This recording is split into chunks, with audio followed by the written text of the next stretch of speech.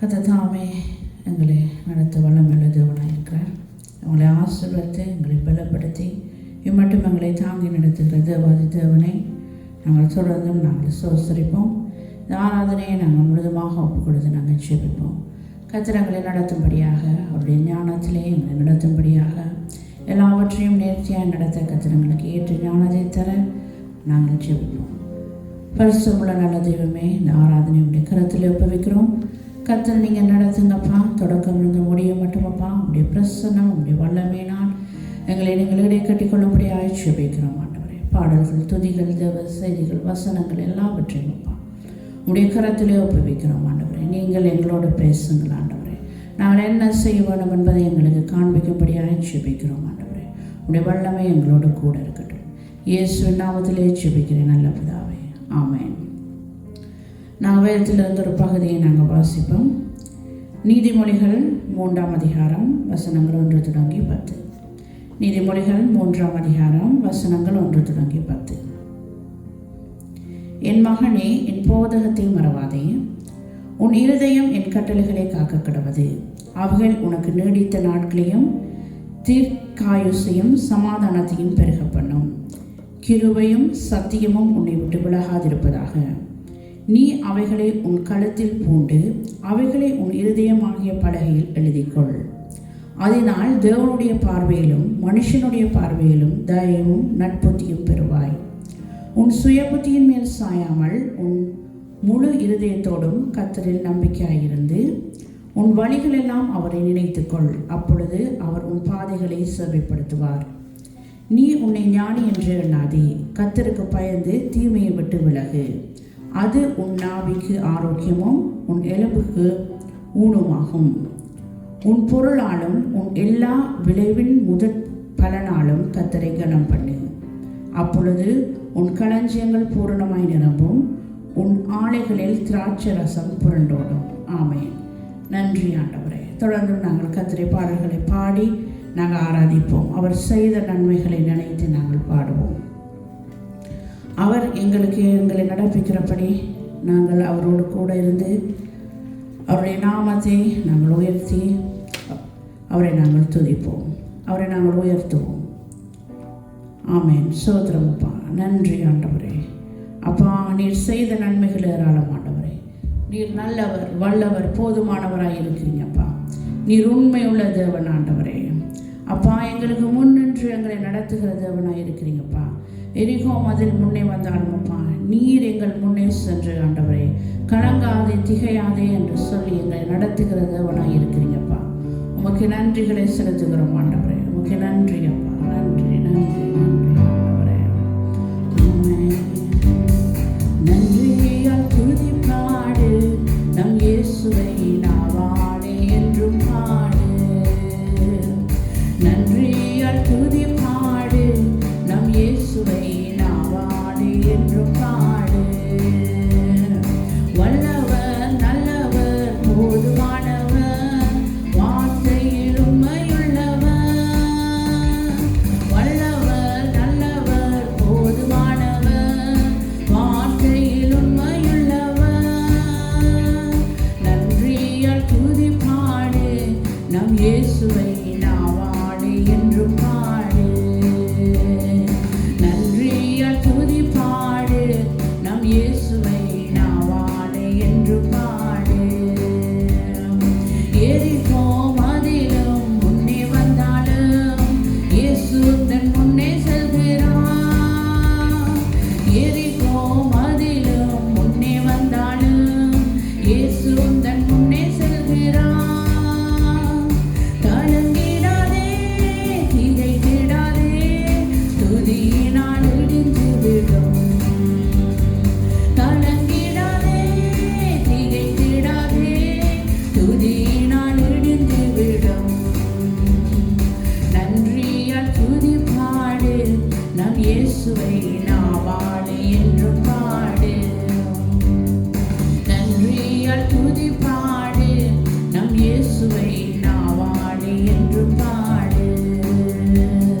செங்கடல் நம்மை சூழ்ந்து கொண்டாலும் சிலுவையின் நிழலுண்டு.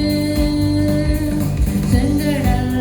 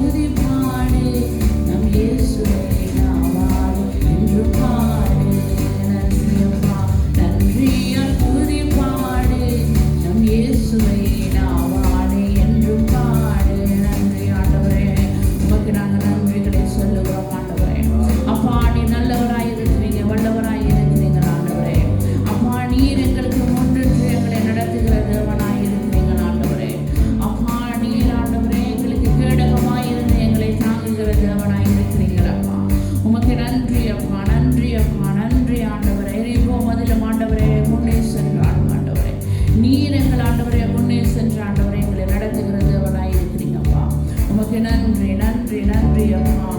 உமக்கு நாங்கள் துதிகளை செலுத்துகிறோம் ஆண்டவரே.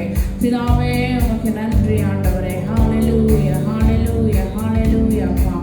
எங்களை நீர் ஆண்டவரே எங்களை காத்து கொள்கிற தேவனப்பா ஆண்டவரே. எங்களை இரத்த கோட்டைக்குள்ளே ஆண்டவரே நீர் எங்களை பாதுகாத்து கொள்ளுகிற தேவன் ஆண்டவரே. அப்பா ஆண்டவரே எங்களை எந்த சூழ்நிலையிலும் ஆண்டவரே கைவிடாத தேவனாயிருந்து எங்களை தாங்கி எங்களை பலப்படுத்தி ஆண்டவரே எங்களுக்கு உதவி செய்கிற எபினேசராக இருக்கிறீங்க. அதுக்காக உமக்கு நன்றி ஆண்டவரே. நன்றி நன்றி நன்றி அப்பா. நன்றி அப்பா. உம்மை துதிக்கிறோம் உம்மை துதிக்கிறோம் உம்மை துதிக்கிறோம் அப்பா. உம்மை நாங்கள் ஆராதிக்கிறோம் ஆண்டவரே. உம்மை துதிக்கிறோம் அப்பா.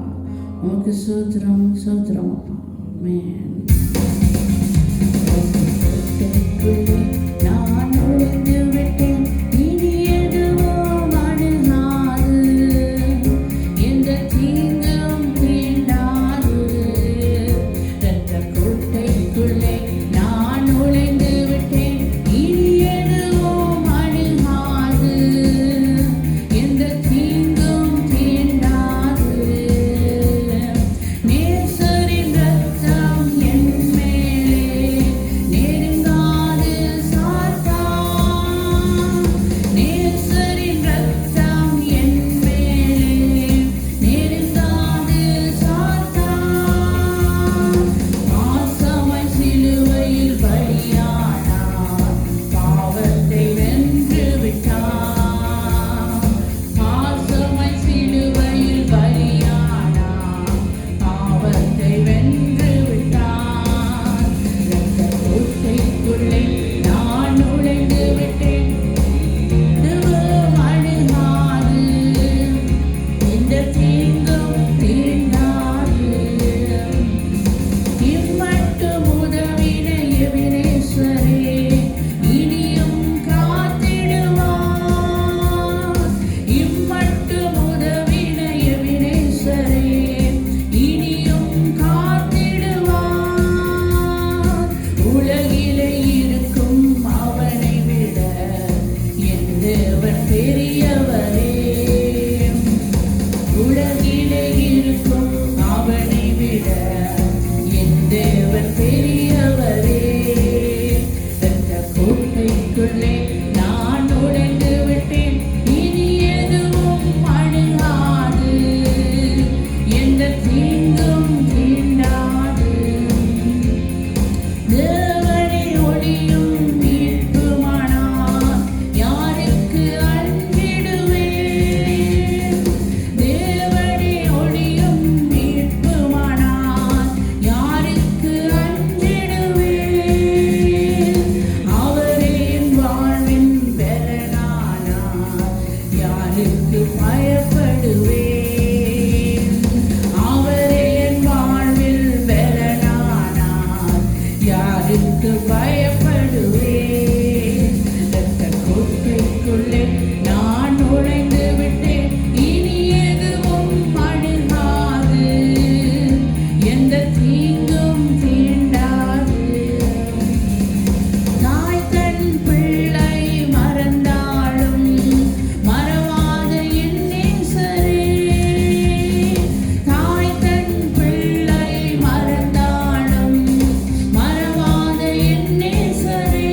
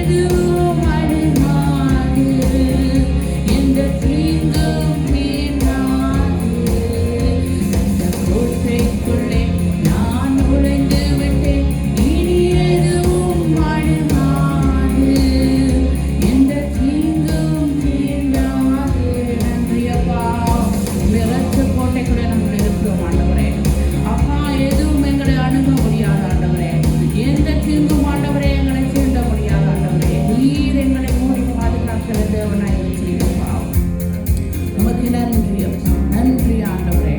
இடைவிடாமல் அப்பா உங்களுக்கு நாங்கள் நன்றி சொல்லுகிறோம் ஆண்டவரே. நீர் எங்களுடைய தேவன் அப்பா, நன்றி நன்றி நன்றி அப்பா. பிதாவே உமக்கு ஸ்தோத்திரம் ஆண்டவரே. என்ன நடந்தாலும் நன்றி ஆண்டவரே, யார் கைவிட்டாலும் நன்றி ஆண்டவரே. நீர் எங்களை தேடி வந்த எங்களுடைய தேவன் அப்பா, நீர் எங்களை தெரிந்து கொண்ட எங்களுடைய தேவன் நீர் ஆண்டவரே. உமக்கு நன்றி, உமக்கு நன்றி அப்பா. நிம்மதியை தருகிற எங்களுடைய தேவன் அப்பா, நீர் எங்களுக்கு நிரந்தரமானவராய் இருக்கிறீங்க, அதுக்காக உமக்கு ஸ்தோத்திரம் அப்பா. நன்றி நன்றி நன்றி தகப்பனே. பிதாவே உமக்கு ஸ்தோத்திரம் அப்பா. எங்களை கண்டு கொண்ட தேவனே உம்மை நாங்கள் துதிக்கிறோம் ஆண்டவரே, உம்மை நாங்கள் துதிக்கிறோம், உம்மை நாங்கள் துதிக்கிறோம் அப்பா. உமக்கு ஸ்தோத்திரம், உமக்கு ஸ்தோத்திரம் ஆண்டவரே. எல்லா ஆண்டவரே கணமும் மகிமையும் உமக்கு ஒருவருக்கே நாங்கள் செலுத்துகிறோம் அப்பா. உமக்கு நன்றி அப்பா, நன்றி ஆண்டவரே. ஹல்லேலூயா ஹல்லேலூயா, நன்றி ஆண்டவரே. பிதாவே உமக்கு ஸ்தோத்திரம் அப்பா, நன்றி அப்பா, நன்றி ஆண்டவரே. ஹல்லேலூயா. இடைவிடா நன்றி உமக்குத்தானே, இணையில்லாதவன் உமக்குத்தானே. இடைவிடா நன்றி உமக்குத்தானே, இணையில்லாதவன் உமக்குத்தானே. என்ன நடந்தாலும் நன்றி ஐயா, யார் கைவிட்டாலும் நன்றி ஐயா. என்ன நடந்தாலும் நன்றி ஐயா, யார் கைவிட்டாலும் நன்றி ஐயா. நன்றி நன்றி இடைவிடா நன்றி உமக்குத்தானே, இணையில்லாதவன் உமக்குத்தானே. தேடி வந்தீரே நன்றி ஐயா, தெரிந்து கொண்டீரே நன்றி ஐயா. தேடி வந்தீரே நன்றி ஐயா, தெரிந்து கொண்டீரே நன்றி ஐயா. நன்றி நன்றி இடைவிடா நன்றி உமக்குத்தானே, இணையில்லாதவன் உமக்குத்தானே. இடைவிடா நன்றி உமக்குத்தானே, இணையில்லாதவன் உமக்குத்தானே. நிம்மதி தந்தீரே நன்றி ஐயா, நிரந்தரமானீரே நன்றி ஐயா. மதி தந்தீரே நன்றி ஐயா, நிரந்தரமானீரே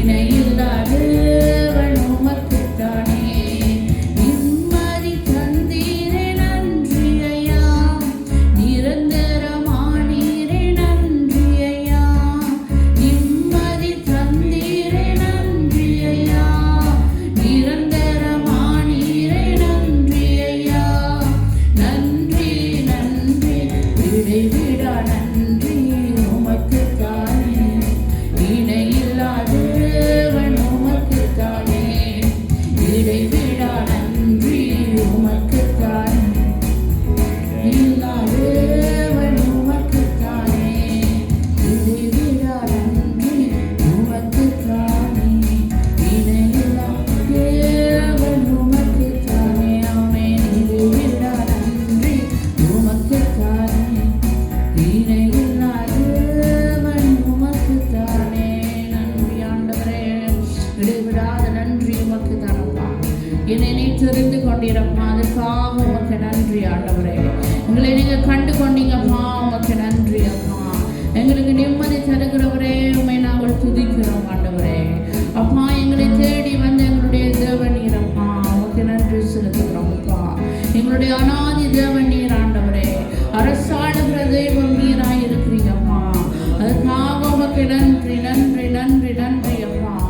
வல்லமை உள்ளவரே, உமக்கு நன்றி அப்பா. அரசாளுகிற எங்களுடைய தெய்வமே, உண்மை நாங்கள் துதிக்கிறோம் அப்பா.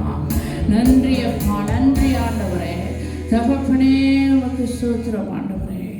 உமக்கு நன்றியை செலுத்துகிறோம் அப்பா. எங்களுடைய ஜீவன் நீர் ஆண்டவரே. அப்பா, உம்மை நாங்கள் துதிக்கிறோம் ஆண்டவரே.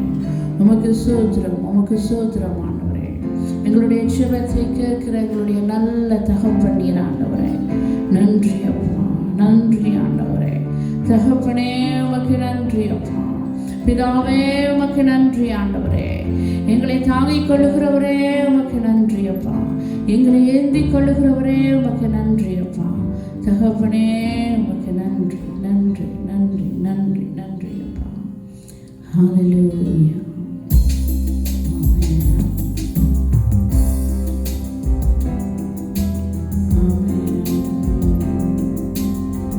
ஜெபத்தை கேட்கும் எங்கள் தேவா, ஜெபத்தின் வாஞ்சை தந்தருளும்.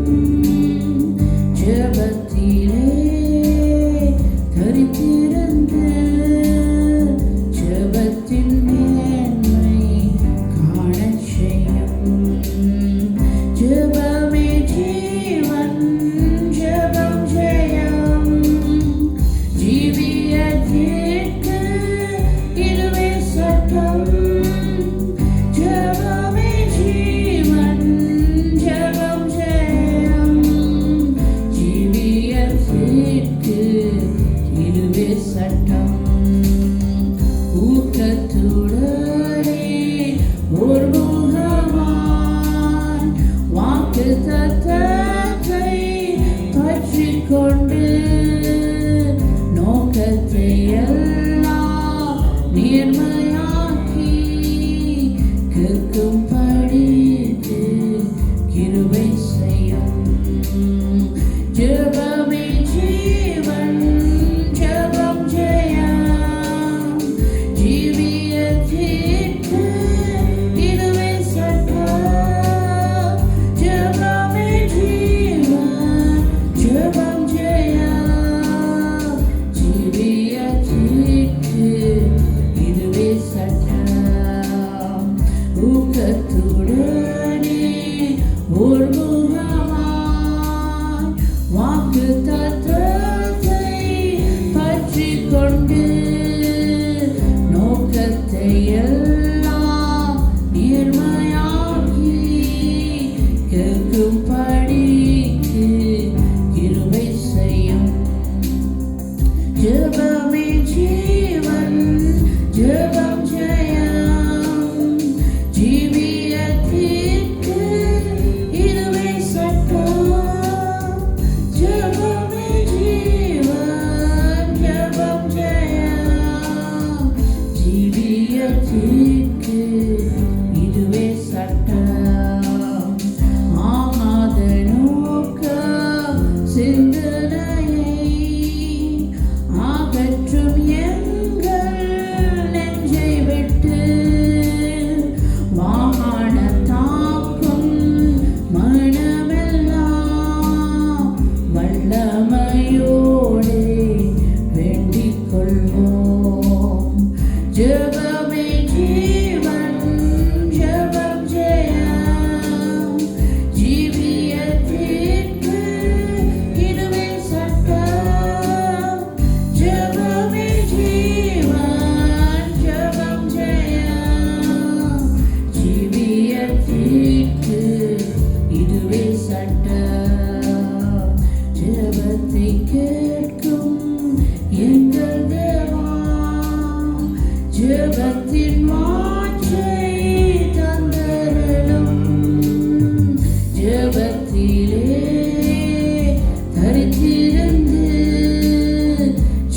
ஜெபத்தின் மேன்மை காணச் செய்யும். ஜெபமே ஜீவன், ஜெபம் ஜெயம். ஜீவியத்திற்கு இதுவே சட்டம். ஜெபமே ஜீவன், ஜெபம் ஜெயம். ஜீவியத்திற்கு இதுவே சட்டம். ஜீவியத்திற்கு இதுவே சட்டம். ஆண்டவரே, ஜெபத்தை கேட்கிறவர்களுடைய தேவனப்பா. ஆண்டவரே, நீர் ஆண்டவரே அனுபவத்தை ஆண்டவரை கேட்டு எங்களுக்கு பதில் தருகிறவர்களுடைய சித்தாதிக்கத்தராக இருக்கிறது. அதுக்காக உமக்கு நன்றி அப்பா, நன்றி ஆண்டவரே. ஹல்லேலூயா அப்பா. அப்பா உமக்கு நன்றி ஆண்டவரே. ஊக்கத்துடனே உருவமாய் வாக்குத்தத்தத்தை பற்றிக் கொண்டு நோக்கத்தை எல்லாம் நேர்மையாக்கி கேட்கும்படிக்கு கிருபை செய்யும். ஜெபமே ஜீவன், ஜெபம் ஜெயம். ஜீவியத்திற்கு இதுவே சட்டம். ஜெபமே ஜீவன், ஜெபம் ஜெயம். ஜீவியத்திற்கு இதுவே சட்டம். ஆகாத நோக்கம் சிந்தனையை அகற்றும் எங்கள் நெஞ்சை விட்டு வாகான தாக்கும் மனமெல்லாம் வல்லமையோடே வேண்டிக் கொள்வோம். ஜெபமே ஜீவன், ஜெபம் ஜெயம். ஜீவியத்திற்கு இதுவே சட்டம். ஜெபமே ஜீவன், ஜெபம் ஜெயம். ஜீவியத்திற்கு இதுவே சட்டம். ஜீவியத்திற்கு இதுவே சட்டம். ஆமென். நன்றி அப்பா. அப்பா உமக்கு நன்றி ஐயா. அப்பா உமக்கு ஸ்தோத்திரம் அப்பா. நன்றி நன்றி நன்றி நன்றி ஆண்டவரே. ஹல்லேலூயா ஹல்லேலூயா ஹல்லேலூயா. நன்றி தகப்பனே, நன்றி தகப்பனே, நன்றி அப்பா. நீரங்களை தாங்கி நடத்துகிறவருடைய தேவனப்பா. நன்றி அப்பா, நன்றி அப்பா, நன்றி ஆண்டவரே. உமக்கு ஸ்தோத்திரம் அப்பா. ஆமென். நன்றி ஆண்டவரே, நன்றி அப்பா. இடைவிடாமல் ஜெபம் செய்ய இடையூறெல்லாம் நீக்கிவிடும். சலிப்பில்லாமல் உந்தன் பாதம் கடைசி மட்டும் காத்திருப்போம்.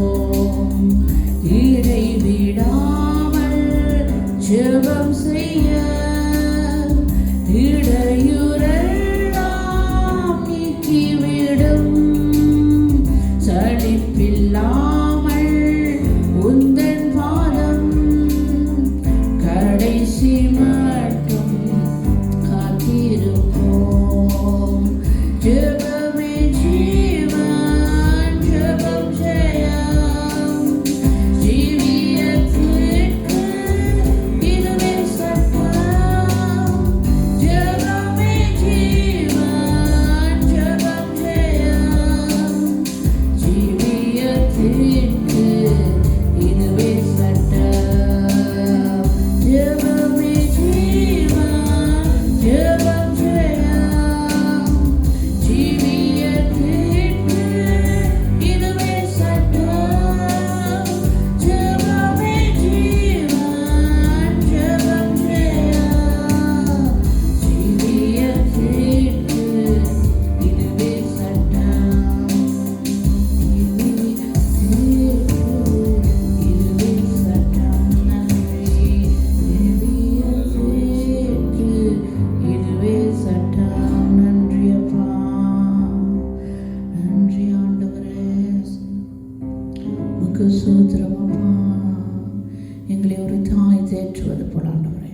எங்களை தேற்றுகிற எங்களுடைய நேசர் நீர் ஆண்டவரே.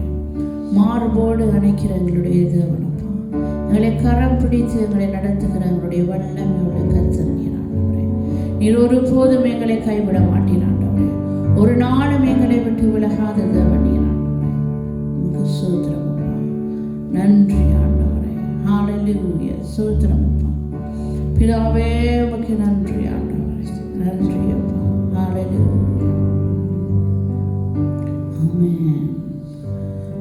ஒரு தாய் தேற்றுவது போல் என் நேசர் தேற்றுவார். ஒரு தாய் தேற்றுவது போல் என் நேசர் தேற்றுவார். ஹல்லேலூயா.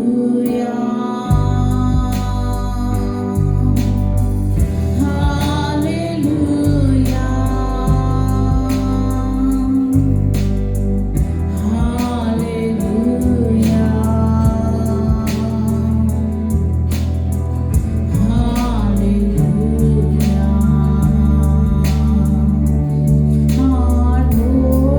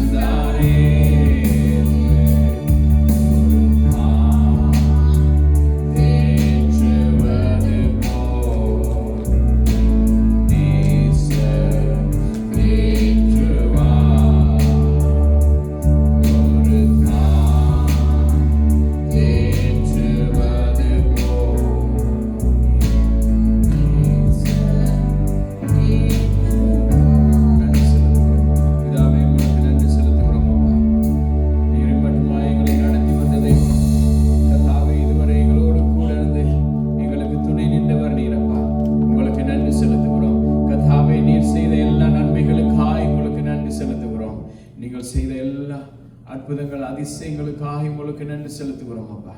கர்த்தாவே, இதுவரை எங்களை நடத்தி வந்தீங்களே, உங்களுக்கு நன்றி செலுத்துகிறோம். இதுவரை எந்த ஒரு குறைவும் இல்லாதபடி எங்களை பாதுகாத்து நடத்தி ஆசீர்வதித்து வந்தவரை உங்களுக்கு நன்றி செலுத்துகிறோம். கர்த்தாவே, உம்முடைய நாமம் ஒன்றே மகிமைப்படுவதாக. கர்த்தாவே, உம்முடைய நாமம் ஒன்றே மகிமைப்படுவதாக. இந்த பூமியிலே உம்முடைய நாமம் ஒன்றே மகிமைப்படுவதாக. நீர் ஒருவரே சகல துதி கன மகிமைக்கும் பாத்திரராய் இருக்கிறேன். இந்த பூமியில் இருக்கிற எல்லாரையும் பார்க்கலாம், எல்லா மனுஷர்களை தேவர்களை பார்க்கலாம். கர்த்தாவே, நீர் ஒருவரே சகல துதி கன மகிமைக்கும் பாத்திரராய் இருக்கிறீரப்பா. நீர் ஒருவரே சகல கணத்துக்கும் பாத்திரராய் இருக்கிறீர். சகல துதி கன மகிமை எல்லாம் உங்களுக்கு செலுத்துகிறோம் அப்பா. கர்த்தாவே, மனுஷனே அல்ல தேவனையே பிரியப்படுத்துகிறவர்களாய் இருக்க எங்களுக்கு கிருபை செய்கிறதுக்காய் நன்றி அப்பா. கர்த்தரையே உம்மை நோக்கி உம்மையே பிரியப்படுத்துகிறவர்களாய் இருக்க கர்த்தாவே, இந்த நாவில் சுவாசம் உள்ள மனுஷன் ஏமாத்திரம். கர்த்தாவே, இந்த நாவில் சுவாசம் உள்ள மனுஷன் ஏமாத்திரம். நீர் மாறாதவர், நீர் மாறாதவர், மகத்துவமானவர், நீர் ஆலோசனை கர்த்தர், நீர் நித்திய பிதா, நீர் ஆண்டவரே சமாதான பிரபு அப்பா. ஒருவருக்கே சகல துதி கன மகிமையும் செலுத்துகிறோம். இந்த பூமியிலே உம்மை தவிர வேற யாரும் இல்லை அப்பா. உங்களுக்கு நன்றி செலுத்துகிறோம். நீங்கள் நடத்துகிறதுக்காய் உங்களுக்கு நன்றி. நீங்கள் நடத்துகிறதுக்காய் உங்களுக்கு நன்றி செலுத்துகிறோம். நீர் சகல துதி கன மகிமைக்கு பாத்திரராய் இருக்கிறீர். ஆலோசனை கர்த்தர், அதிசயமானவர், அற்புதமானவர் அப்பா. உம்முடைய நாமம் இந்த பூமியிலே எல்லாவற்றுக்கும் மேலான உயர்ந்த நாமமாய் இருக்கிறதுக்காய் நன்றி. எல்லா நாமத்துக்கு மேலான நாமம் உம்முடைய நாமம் அப்பா. எல்லா நாமத்துக்கு மேலான நாமம் உம்முடைய நாமம். உம்முடைய நாமத்துக்கு நிகரான நாமம் வேற எதுவுமே இல்லை இந்த பூமியில. கர்த்தாவே, இந்த காலை நேரத்தில் உம்முடைய சமூகத்தில் வந்து ஜெபிக்கிறோம் அப்பா. நீ தொடர்ந்து எங்களை நடத்துங்க. உம்முடைய வார்த்தையினால எங்களோடு பேசுங்கப்பா. உம்முடைய வார்த்தையின் வல்லமையினால் எங்களை நிறைத்தள்ளும்படியாக ஜெபிக்கிறோம். இயேசுவின் நாமத்தில் ஒப்புக்கொடுத்து ஜெபிக்கிறோம் நல்ல பிதாவே. ஆமென். ஹல்லேலூயா. எல்லாருமே இந்த நேரத்திலும் கூட கர்த்தருடைய வார்த்தைக்கு நேரா அப்படியே கடந்து செல்வோம்.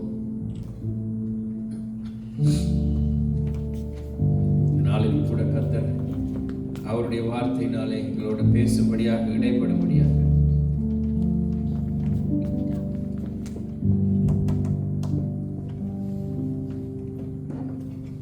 நாளிலும் கூட அவருடைய வசனம் எங்களுக்கு ஜெயத்தையும் வெற்றியையும் கொடுக்கிறது. அவருடைய வார்த்தை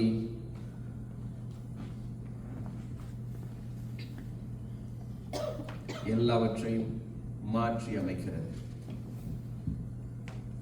இந்த நாளில் கூட நான் கர்த்தருடைய வார்த்தையிலே பார்க்க போகிறோம்.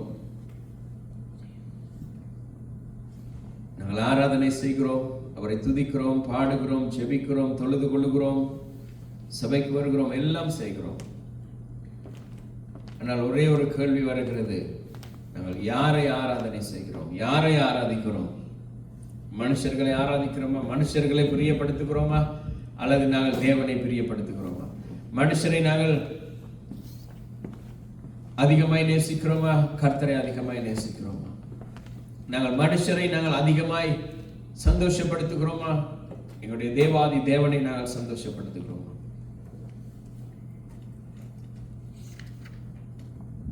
இன்றைக்கு கிறிஸ்தவ உலகத்தில்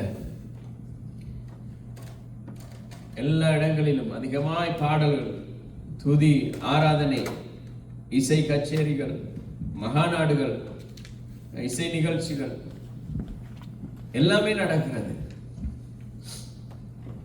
ஆனாலும் கூட தேவனுடைய சமூகத்திலே ஒரே ஒரு தேவன் கேட்கிற ஒரே ஒரு கேள்வி, நீங்கள் என்னை உண்மையாய் அறிந்திருக்கிறீர்களா? தேவன் அதைத்தான் கேட்கிறார், உண்மையாய் என்னை அறிந்திருக்கிறீர்களான்னு சொல்லி. தேவனுடைய வசனம் சொல்ல, நாங்கள் எதை செய்தாலும் தேவனுடைய நாமம் மகிமைக்கென்று செய்யும்படியாக. ஆனால் தேவன் கேட்கிறார், நீங்கள் செய்கிற எல்லா காரியமும் என்னை மகிமைப்படுத்தும்படியாக உண்மையாக என்னை அறிந்து செய்கிறீர்களான்னு சொல்லி தேவன் கேட்கிறார். அப்போஸ்தலனாகிய பவுல்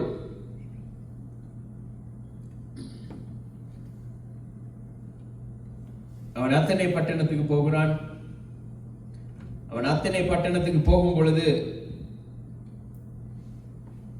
அவன் காண்கிற காரியத்தை வைத்து அந்த காரியத்தின் மூலமாய் தேவனுடைய நாமத்தை அவன் என்ன செய்கிறான்? அந்த இடத்துல பிரசங்கம் பண்ணுகிறான். நாங்கள் இன்றைக்கு என்ன செய்கிறோம்? எங்களுக்கு கிடைக்கிற சந்தர்ப்பம், எல்லா சந்தர்ப்பங்களிலும் சூழ்நிலைகளிலும் அந்த சூழ்நிலைக்கு ஏற்றபடி நாங்கள் தேவனுடைய வார்த்தையை ஜனங்களுக்கு கொடுக்கிறோமா, அல்லது அந்த சூழ்நிலைகளை நமக்கு சாதகமாய் பயன்படுத்திக் கொள்கிறோமான்னு சொல்லி நாங்கள் பார்க்க வேண்டும். என்று சொன்னால் 17வது அதிகாரம், அப்போஸ்தலர் 17வது அதிகாரம் 23வது வசனத்திலே, Acts chapter 17 verse 23, அப்போஸ்தலனாகிய பவுல் அத்தனை பட்டணத்துக்கு போகிறான்.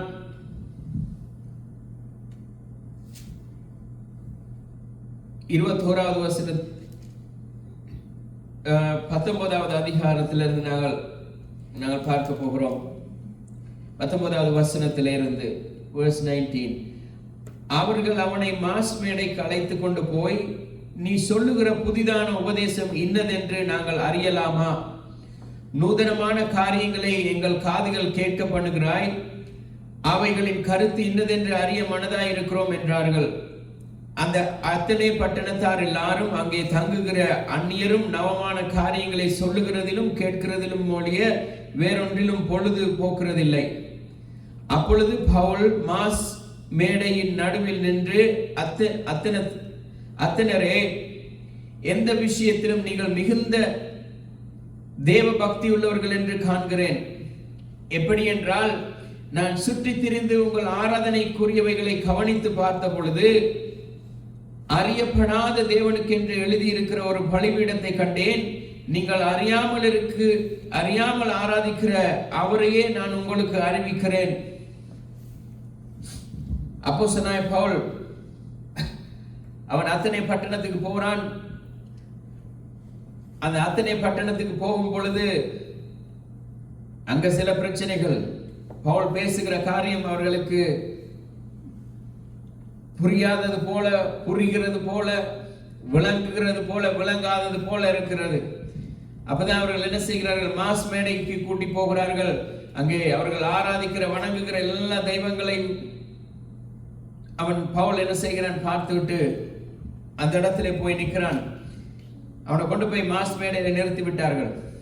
அவனுக்கு இதுதான் சந்தர்ப்பம். என்ன செய்யறான்?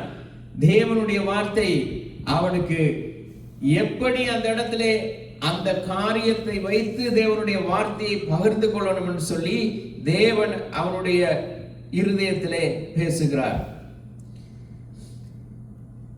இன்றைக்கு அநேகர் தேவனுடைய நாமத்தை உயர்த்துகிறோம், ஆராதிக்கிறோம், துதிக்கிறோம், பாடுகிறோம், கர்த்தருக்காக வாழுகிறோம்.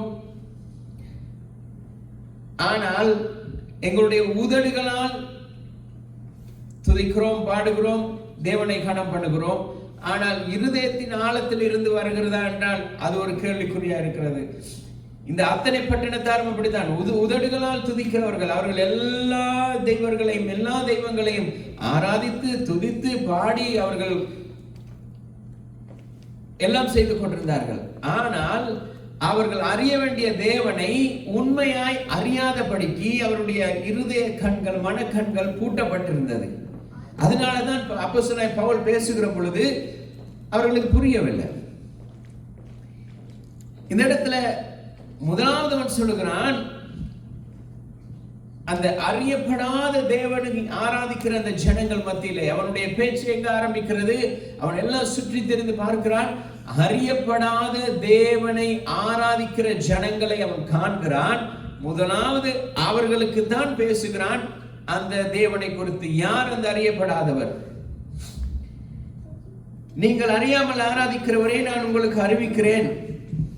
ஏனென்றால் இந்த எத்தேன்ஸ் மக்கள், எத்தேன்ஸ்ல உள்ளவர்கள், அத்தனை பட்டணத்தில் உள்ளவர்கள் எப்படின்னு சொன்னால் அவர்கள் தேவ பக்தி உள்ளவர்கள். அப்படித்தான் வேதம் சொல்லுகிறார். அவர்கள் தேவ பக்தி நிறைந்தவர்கள். அவர்கள் ஆராதிக்கிற எந்த தெய்வங்களாய் இருந்தாலும் சரி, தேவர்களாய் இருந்தாலும் அதில் அவர்கள் உண்மையாய் இருந்தார்கள். அவர்களை ஆராதிக்கிறதுக்கு அவர்கள் தேவ பக்தி உள்ளவர்களாய் இருந்தார்கள். உண்மையான தேவனை விட அவர்கள், இந்த எதேன்ஸ் மக்கள் பல தெய்வ கோட்பாடை உடையவர்கள். பல தெய்வங்களை அவர்கள் ஆராய்த்தார்கள், துதித்தார்கள், பாடினார்கள். அவர்களுக்கு அநேக பலிபீடங்கள் இருந்தது, அநேக தேவர்கள், அநேக பலிபீடங்கள் இருந்தது. அவர்களுக்கென்று சில வழிபாட்டு முறைகள் இருந்தது. ஆராதிக்கிறதுக்கு, அவர்கள் அந்த தேவர்களை ஆராதிக்கிறதுக்கு ஒரு முறை இருந்தது. என்னன்னு சொன்னால், அந்த அத்தனை பட்டணத்தில், அந்த எதேன்ஸ் பட்டணத்தில் உள்ளவர்கள் எப்படி என்று சொன்னால், இந்த தேவர்களை ஆராதிக்கிறதுல அவர்களுடைய கலாச்சாரம், அவர்களுடைய துதிகள், பலிகள் எல்லாவற்றிலும் அவர்கள் சிறந்த முறைகளை அவர்கள் வைத்திருந்தார்கள். இப்ப இந்த பழைய அத்தனை பட்டணத்தார், எதேன்ஸில் உள்ளவர்கள் எப்படி என்று சொன்னால், அறிவு நிறைந்தவர்கள், அவருடைய கலாச்சாரங்களை மிகவும் கடைபிடிக்கிறவர்கள், விசேஷமாக அவர்கள் தத்துவத்தை மையமாக வைத்து விளங்கினவர்கள், தத்துவ ஞானிகளாய் இருந்தார்கள். அப்ப அவர்கள் எப்படின்னு சொன்னா, எல்லா காரியங்களையும் தத்துவ ரீதியாக அவர்கள் ஆராய்ந்து அலசி வருகிறவர்கள். அப்ப அவர்களுக்கு தெரியும், எல்லா காரியங்களையும் அவர்கள் ஆராய்ந்து பார்ப்பார்கள். அதுக்காக தான் அந்த மாஸ் மேடையே இருந்தது அவர்களுக்கு. அங்கதான் எல்லாரும் கூடி வருவார்கள். கூடி வந்து அந்த இடத்துல இருந்து அவர்கள் கலந்து பேசி இதை குறித்து ஆராய்ந்து கொண்டிருப்பார்கள். இப்ப பவுல் அந்த இடத்துல சுற்றி பார்த்து வந்து அவர்களுடைய குணாதிசயங்கள், வாழ்க்கை முறை, அவர்களுடைய பழக்க வழக்கங்கள் எல்லாவற்றையும் பார்க்கிறான். அவர்கள் தேவனை ஆராதிக்கிற விதத்தையும் பார்க்கிறார். எல்லாவற்றையும் பார்த்து இவர்கள் எப்படிப்பட்டவர்கள் என்பதை அவன் அறிந்து கொண்டான் என்று வேதம் சொல்லுகிறது. நாங்கள் இன்றைக்கு என்ன செய்கிறோம்? தேவனுடைய வார்த்தையை குறித்து மற்றவர்களுக்கு பேச போகிறோம். தேவனுடைய வார்த்தையை மற்றவர்களுக்கு சொல்லுகிறோம். தேவனுடைய பிள்ளைகளே, தேவனுடைய வார்த்தை வரும் பொழுது கேட்கிறதுக்கு மனசு இல்லை. தேவனுடைய ஜனங்களே தேவனுடைய வார்த்தைக்கு ஒழுங்காக செவி கொடுக்கிறது இல்லை, கேட்கிறது இல்லை, பார்க்கிறது இல்லை. அதை கற்றுக் கொடுத்தாலும் கற்றுக் கொடுக்கிறவர்களுக்கு விரோதமாய் கிரியை செய்கிறார்கள். ஆனால் இவர்கள் எப்படி தேவனை அறியாதவர்களிடத்தில் போய் சொல்லுவார்கள்? இவர்களுக்கே தேவனுடைய வார்த்தையை கேட்க மனதில்லாமல் இருக்கும் பொழுது அவர்கள் எப்படி போய் அங்கே சொல்லுவார்கள்? அதான் பிரச்சனை. இப்ப பவுல் இந்த அத்தனை பட்டணத்தில், இந்த எதேன்ஸ்ல இருக்கிற ஜனங்களை போக்கி பார்க்கும் பொழுது அவர்கள் பல தெய்வங்களை ஆராதிக்கிறவர் வல்லுநர்களாய் இருந்தார்கள், வல்லவர்களாய் இருந்தார்கள். அவனுக்கு அந்த சந்தர்ப்பத்தை அவன் பாவித்துக் கொள்ளுகிறான். எப்படி இந்த மக்கள் மத்தியிலே இந்த அறியப்படாத தேவனை கொண்டு போய் சேர்க்கிறது? அவருடைய கலாச்சாரம், அவருடைய பண்பாடுகள், அவருடைய சூழ்நிலைகள், அவருடைய தெய்வங்கள், தெய்வ கோட்பாடுகள், இப்படிப்பட்ட காரியங்கள் என்ன நடந்தது? அவனுக்கு தேவனை அந்த இடத்துல சொல்லுகிறதுக்கு இன்னும் ஒரு உற்சாகமானதாக இருந்தது. அந்த இடத்துல அவர்கள் ஒரு பலிபீடத்தை, அநேக தெய்வங்கள், அநேக பலிபீடங்கள் இருக்கிறது. அதுல ஒரு பலிபீடம் எப்படி இருக்கிறதுன்னு சொன்னா, அறியப்படாத தேவனுக்கு. அப்படின்னு சொன்னா அவர்களுக்கு அநேக தேவர்கள் இருந்தார்கள், கடவுள்கள் இருந்தார்கள். ஆனா அதுல அவருடைய நோக்கம் என்னன்னு சொன்னா, ஏதோ ஒரு கடவுளை, ஏதோ ஒரு தேவனை, ஏதோ ஒரு தெய்வத்தை நாங்கள் விட்டு விட்டோமோ, விட்டுவிடக் கூடாது என்கிறதுக்காக அப்படி விட்டு இருந்தாலும் இந்த பலிபீடம் அவர்களுக்குரியது.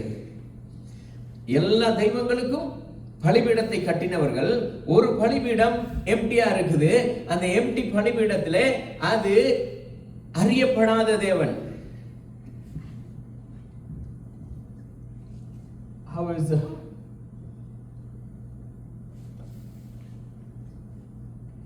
unknown God, to the unknown God?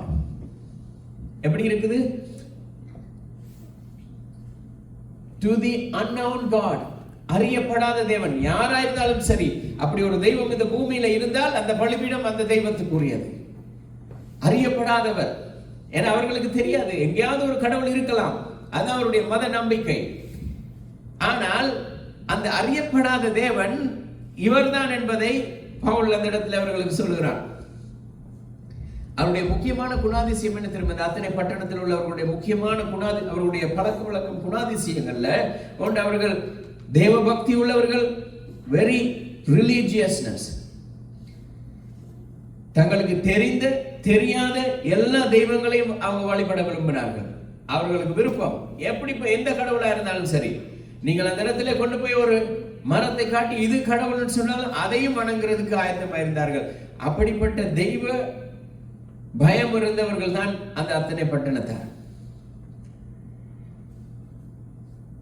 அதுதான் பவுல் 22வது வசனத்தில் சொல்றான், நீங்க தேவ பக்தி உள்ளவர்கள் என்று நான் காண்கிறேன்.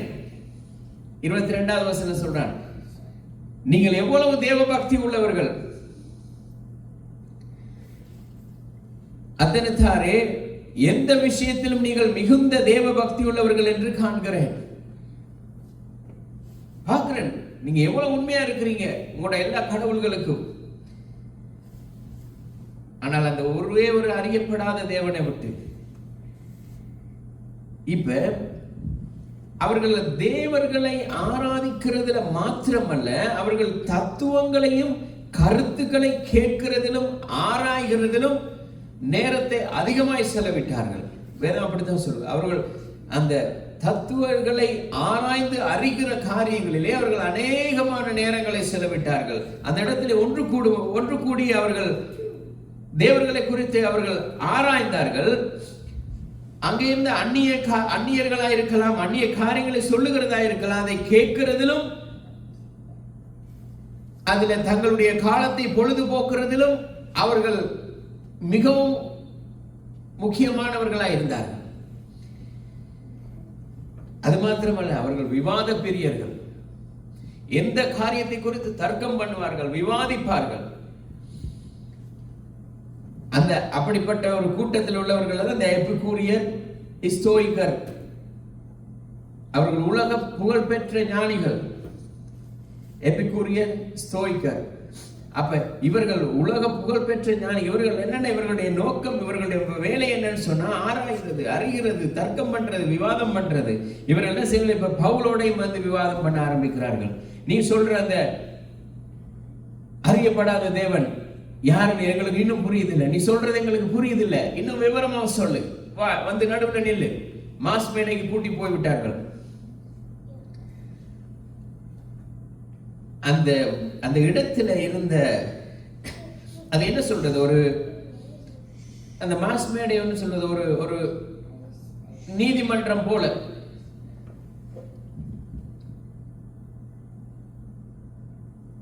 அதுக்கு சொல்லுவாங்க அரியோபேகஸ்.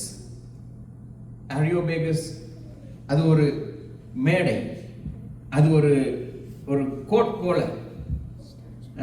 அங்கதான் எல்லாத்தையும் கலந்து ஆலோசிக்கிறது, விவாதிக்கிறது, எல்லாம் பண்றது. இத பவுல் தனக்கு சாதகமாக பயன்படுத்தி, தனக்காக அல்ல, தேவனுடைய நாமத்தை சொல்லுகிறதுக்கு வரலாற்று சிறப்புமிக்க, உலகத்திலே வரலாற்று சிறப்புமிக்க ஒரு செய்தியை அந்த இடத்துல அவன் கொடுக்கிறான். எத்தனையோ ஊழியக்காரர்கள், எத்தனையோ பேர் தேவனுடைய வார்த்தையை பிரசங்கித்தாலுமே செய்தாலுமே கூட இவனுக்கு ஒரு வித்தியாசமான ஒரு கோணத்திலே ஒரு செய்தியை கொடுக்க வேண்டும் என்கிற ஒரு புகழ்மிக்க ஒரு செய்தியை அந்த இடத்துல கொடுக்க அவனுக்கு தேவன் கிருபை செய்தார். பிரசங்கி 3வது அதிகாரம் 11வது வசனத்தில் சொல்லுகிறார், நித்தியத்தை மனிதர்களுடைய இருதயத்தில் தேவன் வைத்திருக்கிறார். நித்திய காரியங்களை தான் தேவன் மனுஷனுடைய இருதயத்தில் வைத்திருக்கிறார். பவுல் இந்த நித்தியத்தை குறித்து அந்த மனுஷர்களுக்கு சொல்லும்படியாக வெளிப்பட்டான். மனிதன், அதுக்காக தான் தேவன் மனிதனை படைத்தான், தேவனை தேடுகிறதுக்காக. மனிதனை தேவன் இந்த பூமியில உருவாக்குறது நோக்கமே அவன் மனுஷனை அல்ல, தேவனை தேடி தேவனை நோக்கி பார்க்கும்படியாக தான் மனுஷனை இந்த பூமியில உருவாக்கினார். இப்ப அவன் பிரசங்கித்துக் கொண்டிருக்கும் பொழுது அந்த பவுலுடைய செய்தியை கேட்டு ஒருவன் மனம் திரும்புகிறான். அவனுடைய பேர் என்ன? தியோனிசி. இந்த தியோனிஸ் இந்த என்ன சொல்றது, அரியோகோபாஸ் அந்த நீதிமன்றத்தில் ஒரு தலைவனாய் இருக்கிறான். அவன் அதுல ஒரு தலைவனாய் இருக்கிறான். அவன் அந்த இடத்துல ரட்சிக்கப்படுகிறான். எப்படி நிக்கதேமோ இப்படிப்பட்ட பெரிய பெரியவர்கள் அவர்கள் விவாதங்கள்ல ஈடுபட்டு தேவனுடைய வார்த்தைகளை ஆர்வமாய் கற்றுக்கொள்ளுகிறதில் அவர்கள் மிகவும் அவருடைய தங்களுடைய நேரத்தை அவர்கள் செலவிட்டார்கள். இப்ப இவன் எல்லா தேவர்களையும் ஆராதிக்கிறான். அந்த அழியுக பாஸ்க்கு அவன் தலைவனாகவும் இருக்கிறான். ஆனால் உண்மையான தேவனை அவன் அறிந்து கொள்ளவில்லை. அங்க இருக்கிற ஜனங்களும் அறிந்து கொள்ளவில்லை. இங்க பவுலுடைய செய்தியை கேட்டு அவன் ரட்சிக்கப்படுகிறான். இன்றைக்கும் சபைகளிலே, இன்றைக்கும் அநேகமான இடங்களிலே இந்த உலகத்திலே கிறிஸ்தவர்கள் என்று சொல்லியும் உண்மையான தேவனை அறியாதபடிக்கு அந்த உண்மையான தேவனை ஆராதிக்காமல் கடமைக்காகவும் ஏனோ தானோ என்று சொல்லியும் இங்க ஒரு பிரச்சனை என்று சொன்னால் அங்க ஓடுவார்கள், அங்க ஒரு பிரச்சனை என்றால் இங்க ஓடுவார்கள். அவருடைய வாழ்க்கை இப்படிதான் ஓடிக்கொண்டிருக்கிறது. இங்க இவரோட பிரச்சனை, அங்க அவரோட பிரச்சனை. குடும்பங்கள் சின்ன பின்னமாகி கொண்டிருக்கிறது. காரணம் உண்மையான தேவனை அறியாததினால். பேருக்கு கிறிஸ்தவர்கள் என்ற பெயர், ஆனாலும் உண்மையாய் தேவனை ஆராதிக்கிற மனம் அவர்களுக்குள் இல்லாதபடியினால் சபைக்கு வருகிறார்கள், பாடுறார்கள், காணிக்கை கொடுக்கிறார்கள், தசம பாகம் கொடுக்கிறார்கள், தேவனுடைய வார்த்தை இல்ல, சத்தியத்தில் சொல்லாததெல்லாம் செய்கிறார்கள். ஆனால் உண்மையாய் தேவனை ஆராதிக்கிறதுக்கு அவருடைய மனதை அவர்கள் விட்டுக் கொடுக்கிறதில்லை. தேவனுக்கும் அவர்களுக்கும் இருக்கிறதான அந்த தனிப்பட்ட உறவுல எவ்வளவு தூரம் அவர்களுக்கு மதம் என்கிற, கிறிஸ்தவம் என்கிற ஒரு கோட்பாடு இருக்கிறது. சம்பிரதாயங்கள், சடங்குகள், பாரம்பரியங்கள், ஆராதனைகள் எல்லாம் இருக்கிறது. ஆனால் தேவனை அறியாமல் இருக்கிறார்கள். உண்மையாய் தேவனை அறியாமல் இருக்கிறார்கள். அன்றைக்கு மாஸ் மேடையிலே அறியப்படாத தேவனுக்கு என்று அறியாதவர்கள் மத்தியிலே பவுல் பிரசங்கித்தான். இன்றைக்கும் அநேக இடங்களிலே தேவனுடைய பிள்ளைகள், பவுல் கேட்கிறான் கலாத்திய சபையை பார்த்து, உங்களையெல்லாம் பார்க்கும் பொழுது பலமான ஆகாரத்தை, இறைச்சி, மீன் காரியங்களை கட்டித்து சாப்பிடக்கூடிய ஒரு சூழ்நிலையில இருக்கிற நீங்கள் இன்னும் பால் குடிக்கிறவர்களை போல இருக்கிறீங்களே, உங்களுக்கு மறுபடியும் பால் கொடுக்க வேண்டிய சூழ்நிலை. அதாவது திரும்ப திரும்ப ரட்சிப்பிய செய்தியையே கொடுத்து கொடுத்து உங்களை தட்டி கொடுத்து கொண்டே இருக்க வேண்டிய நிலைமை. இல்ல, அவன் சொல்லுகிறான், இல்ல, உங்களை பார்த்தா நீங்க எல்லாம் போய் பிரசங்கம் பண்ணி மற்ற ஜனங்களை ஆதாயப்படுத்தக்கூடியவர்கள் இன்றைக்கு என்ன தெரியுமா செய்கிறார்கள்? தேவனுடைய பிள்ளைகள் வீட்டுல குந்தி இருந்து ஆன்லைன்ல செய்திகளை பார்த்து கொண்டு, ஆன்லைன்ல காரியங்களை பார்த்து கொண்டு, தங்களுக்கு இஷ்டமான, தங்களுக்கு விருப்பமான, தங்களுக்கு தேவையான ஊழியக்காரர்கள் கடைந்து கொள்ளுகிறவர்களுக்கு வேணாம், அன்பாய் எப்பொழுதுமே அன்பாய் இருக்கிற ஊழியக்காரர்களை தங்களுக்கு தெரிந்து கொண்டு அவர் என்ன செய்கிறார்கள்? காலத்தை வீணடிக்கிறார்கள். ஆனால் வேதம் சொல்லுகிறது, இந்த பவுல் எப்படி தேவனுடைய வார்த்தையை எல்லா இடங்களுக்கும் எடுத்து சென்றார். அதைத்தான் அந்த கலாத்தியருக்கு சொல்கிறேன். கலாத்தியருக்கு சொல்றாங்க, உங்களை பார்த்தா போதகர்களாய் இருக்க வேண்டிய நீங்கள் இன்னும் குந்தி பால் குடிச்சு கொண்டிருக்கிறீங்க. காரணம் என்னன்னு சொன்னால் அறிவு இல்லாமை. தேவனை குறித்துதான் அந்த அறிவு இன்னும் வளராததுனாலதான், அறிவில்லாமையினாலதான் இவ்வளவு காரியம் நடக்குது. ஓசியா 4வது அதிகாரம் 6வது வசனத்துல சொல்றார், ஓசியா chapter 4 verse 6, என் ஜனங்கள் அறிவில்லாமையினால் அழிந்து போகிறார்கள். என் ஜனங்கள் அறிவில்லாமை, தேவனை குறித்ததான அறிவு இல்லாததினால் அவர்கள் சீர்கட்டு போகிறார்கள், அழிந்து போகிறார்கள். தேவனை குறித்த அறிவு, தேவனுடைய வார்த்தையை குறித்த அந்த பேலன், தேவனுடைய வார்த்தையை குறித்துதான் அந்த சத்தியம் அவருக்குள்ள இருக்குமாயிருந்தால் அவர்கள் ரட்சிப்பு அடைவார்கள், ஆசீர்வதிக்கப்படுவார்கள், செழித்தோங்குவார்கள். அவர்கள் தேவனை குறித்ததான சரியான அறிவு இல்லாததினால்தான் குடும்பங்கள் சீர்குலைகிறது, சின்ன பின்னமாகிறது. மகன் ஒரு பக்கம், பெற்றோர் ஒரு பக்கம், மனைவி ஒரு பக்கம், கணவன் ஒரு பக்கம், பிள்ளைகள் ஒரு பக்கம், பெற்றோர் ஒரு பக்கம், பெற்றோர் ஒரு பக்கம், பிள்ளைகள் வேறு வேறு பக்கம். இப்படியெல்லாம் இருக்கிறதுக்கு காரணம் என்ன தெரியுமா? அந்த தேவனை பற்றியதான அந்த அறிவு இல்லாததுதான். தேவனை பற்றிய அறிவு அவர்களுக்கு போதுமானதா இல்லாததுனாலதான். ஒரு குடும்பத்துல தாய் தகப்பன் ரட்சிக்கப்பட்டிருக்கிறார்கள், ஆலயத்துக்கு வருகிறார்கள், அவர்களுக்கு இனி இல்லைன்ற வயது முதிர்ந்திருக்கிறார்கள். ஆனால் பிள்ளைகள் எல்லாம் ஒவ்வொருவரும் ஒவ்வொரு திசையில, அதுல ஒரு பிள்ளை ஆலயத்துக்கு வருகிறது பெற்றோரோடு கூட. என்ன சொன்னா, அது அந்த பிள்ளை கொஞ்சம் வலது குறைந்த ஒரு சூழ்நிலையில இருக்கிறதுனால இந்த பெற்றோரோட வந்து கொண்டே இருக்கிறதுனால அந்த பிள்ளைக்கு தேவனுடைய ஆசீர்வாதம், பெற்றோர்களுடைய ஜெபம் அந்த பிள்ளையை நடத்தி கொண்டே இருக்கிறது. ஆனால் மற்ற பிள்ளைகள் அவர்கள் தங்களுக்கு இஷ்டமானதை செய்து கொண்டிருந்தார்கள். கடைசியா என்ன நடந்தது? மூத்த மகனுக்கு மனைவி இல்லாமல் போனது, மூத்த மகளுக்கு கணவனார் இல்லாமல் போனார், குடும்பங்கள் சீரழிய ஆரம்பித்தது. ஆனாலும் இந்த தாயின் தகப்பனும் தேவனுக்கு உண்மையாகவே இருந்தார்கள், இன்னமும் இருக்கிறார்கள். காரணம் என்னென்று சொன்னால், தேவனை அறிந்த ஜனங்களுக்கு தேவன் துணையாக நிற்கிறார். தேவன் இல்லாமல் இருக்கிறவர்களுக்கு அவர்கள் சீரழிந்து கொண்டிருக்கிறார்கள். தேவனை பற்றிய அறிவு இருக்கிற பொழுது தேவன் அவர்களை காப்பாற்றுகிறார். தேவனை பற்றிய அறிவு இல்லாததுனால, இன்றைக்கு தேவனை பற்றிய அறிவு இருந்தும் சிலர் என்ன திரும்ப செய்கிறார்கள்? தங்களுடைய குடும்பத்தை காப்பாற்ற வேண்டும் என்றதுக்காக, அது அண்ணனோ தம்பியோ சகோதரனோ சகோதரியோ யாரோ மாமாவோ மச்சானோ யாரா இருக்கலாம், அவர்களெல்லாம் கெடுக்கிறது. கடைசி என்ன நடக்கும் தெரியுமா? தங்களோட குடும்பம் செழித்து வளரும், இந்த குடும்பம் அப்படியே இல்லாமல் போய்விடும். அதுல சிலருக்கு இன்பம். தேவன் சொல்லவில்லை, மனுஷர்கள் பணம் இல்லாததினால் அழிந்து போகிறார்கள், வசதி வாய்ப்பு இல்லாததினால் அவர்கள் அழிந்து போகிறார்கள், திறமை இல்லாததினால் அவர்கள் அழிந்து போகிறார்கள். அவர் சொல்றார், என் ஜனங்கள் அறிவு இல்லாமையினால், தேவனை குறித்ததான அந்த அறிவு அவர்களுக்கு இல்லாததினால், தேவ பயம் இல்லாததினால், தேவ ஞானம் இல்லாததினால் அவர்கள் சீர்கட்டு போகிறார்கள். இதனால் குடும்பங்கள் உடைகிறது, இளைஞர்கள் வாலிபர்கள் வழி தவறி போகிறார்கள், குடும்பங்களில பிரச்சனைகள் வருகிறது, ஆவிக்குரிய வல்லமை இழக்கிறார்கள். கடைசியா அந்த வீட்டில் ஜெபம், துதி, பாடல், துதி ஒன்றுமே இல்லை, ஆலயம் இல்லை, ஒன்றும் இல்லாமல் போகிறது. மாத கணக்கு ஆலயம் இல்லை, வருஷ கணக்கு ஆலயம் இல்லை.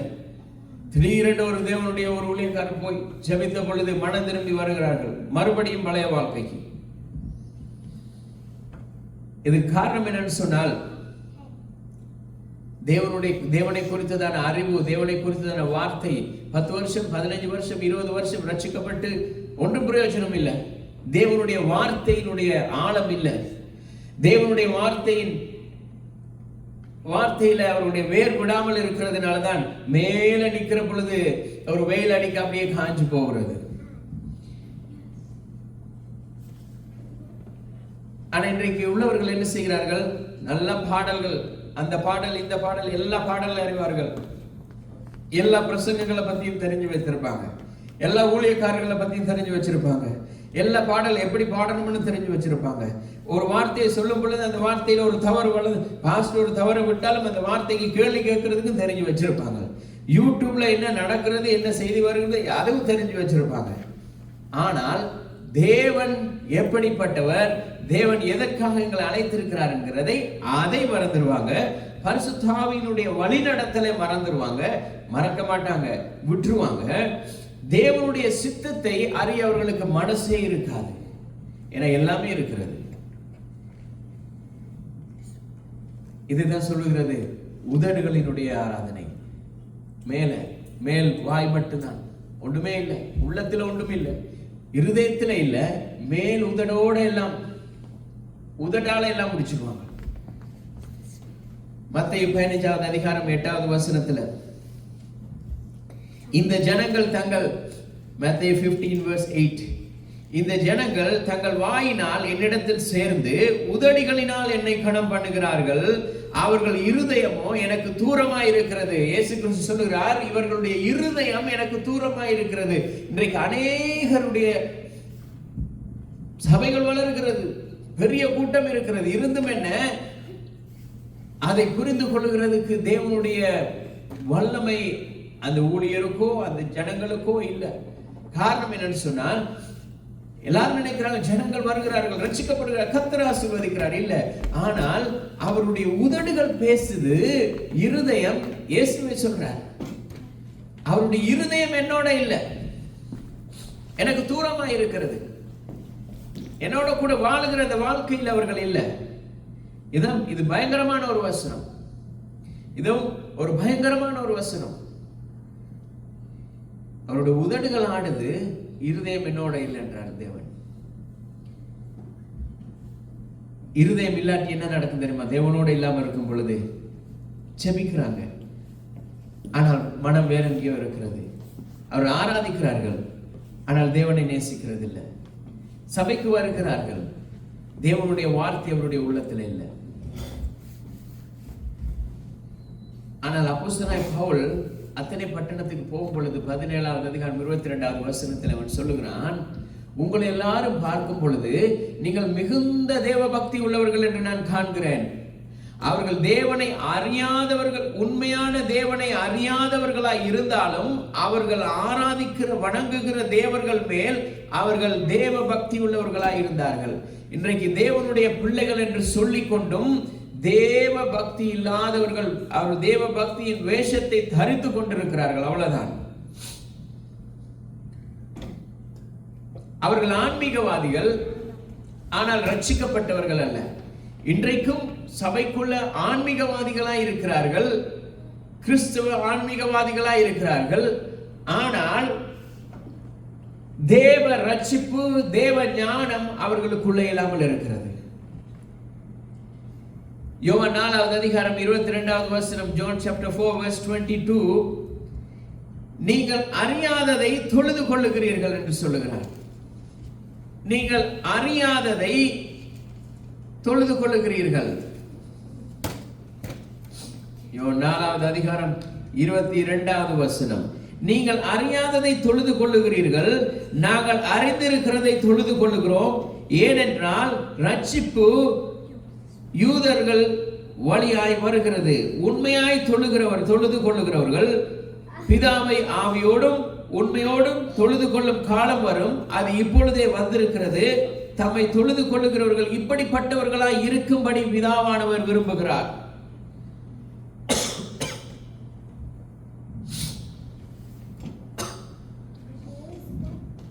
சொல்றார், நீங்கள் அறியாததை தொழுது கொண்டிருக்கிறீங்க. அறியாததைன்னு சொன்னா அதுக்கு கேட்காது, அதுக்கு பேச வராது, அதை தொழுது கொண்டிருக்கிறீங்க, ஒன்றுமே இல்லைங்க.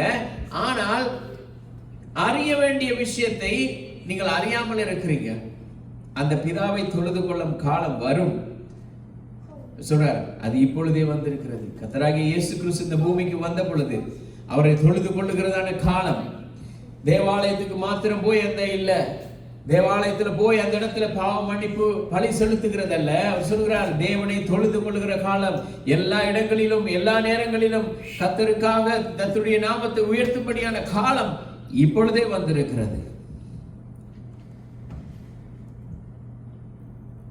அந்த உதடுகளுடைய துதி மேல் பூச்சு, அந்த உதடுகளுடைய துதி இப்படிதான் இருக்கும். எப்படின்னு சொன்னா, சபையில சந்தோஷம் பரிசுத்தமா இருக்கும், அது வீட்டுல பயங்கரமா இருக்கும், மேடையில ஆராதனை இருக்கும், வாழ்க்கையில எந்த ஒரு குணாதிசயம் இருக்காது. கண்ணீரோடு ஜெபிப்பார்கள், ஆனால் மனம் திரும்புதல் இருக்காது. கண்ணீர் விட்டு அழுவார்கள், கதறி அழுவார்கள், ஆனால் உண்மையான மனம் திரும்புதல் இருக்காது. தேவனை பற்றி சொல்லுவார்கள், தேவனை குறித்து வேதத்தை குறித்து நல்லா பேசுவார்கள், ஆனால் தேவனோடு பேசாத, தேவனுடைய வார்த்தைக்கு செவி கொடுக்காத வாழ்க்கையா இருக்கும் அவருடைய வாழ்க்கை. ஆனால் தேவன் எப்படிப்பட்ட மனுஷர்களை தேடுகிறார்கள் கால நேரத்தில். பவுல் சொல்லுகிறது போலதான், அறியப்படாத அந்த தேவன் யார் என்பதை அறிந்து கொள்ள, நாங்கள் அறிந்தும் அறியாதவர்கள் போல் வாழ்ந்து கொண்டிருக்கிறோம். இன்றைக்கு அறிந்தும் தேவனுடைய வார்த்தையை அறிந்தும் தேவனை அறிந்தும் அறியாதது போல் வாழ்கிறவர்களுக்கு தேவன் சொல்லுகிறார், எப்படிப்பட்ட மனுஷர்களை 4:23 வசனத்துல யோவான் தான் சொல்றார், உண்மையாய் ஆராதனை செய்கிறவர்கள் பிதாவை ஆவியோடும் உண்மையோடும் ஆராதிக்கும் காலம் வருகிறது, அது இப்பொழுதே வந்திருக்கிறது. தம்மை ஆராதிக்கிறவர்கள் இப்படிப்பட்டவராய் இருக்க வேண்டும் என்று தான் பிதாவான விரும்புகிறார். இயேசு சொல்லுகிறார், இயேசு பிதாவை மகிமைப்படுத்துகிறார், புகழ்கிறார். பிதா இயேசுவை புகழ்கிறார். கர்த்தராகிய இயேசு கிறிஸ்து பிதாவை புகழ்கிறார். எப்படி புகழ்கிறார்? என்னுடைய பிதாவுக்கு எப்படிப்பட்டவர்களை பிடிக்கும் தெரியுமா? அவரை ஆவியோடும் உண்மையோடும் தொழுது கொள்ளுகிறவர்களை தான் பிடிக்கும் அப்படின்னு சொல்லி இயேசு கிறிஸ்து சொல்றார். என்னுடைய பிதாவுக்கு இப்படிப்பட்டவர்களை தான் பிடிக்கும், வேற யாரையும் பிடிக்காது. அவருக்கு வேற ஒண்ணுமே தேவையில்லை. நீங்க கொடுக்கிற காணிக்கை தசமபாவம் கோடிக்கணக்கு கொடுத்தாலும் அது பெறாது. அவர் சொல்றார், அவரை தொழுது கொள்ளுகிறவர்கள் ஆவியோடும் உண்மையோடும் தொழுது கொள்ளுகிற இந்த மனப்பாங்கு உள்ளவர்களை என்னுடைய பிதாவுக்கு ரொம்ப பிடிக்கும்.